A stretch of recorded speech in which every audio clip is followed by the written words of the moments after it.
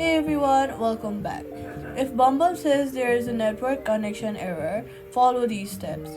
First, test your internet by opening any other app or website that you are using. If nothing loads, reset your Wi Fi. First, try switching between Wi Fi and mobile data. If that does not work, make sure that you're connected to a stable Wi Fi so your app operates smoothly.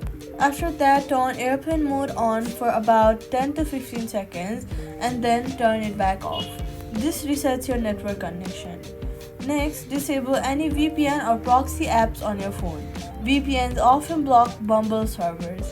Now, go ahead and reopen the Bumble app. Firstly, swipe up from the bottom of your screen, look for Bumble, swipe it away, then reopen the app and try again. If needed, restart your device. Stable internet with no VPN usually fixes this instantly, and that's it. Subscribe for more quick fixes.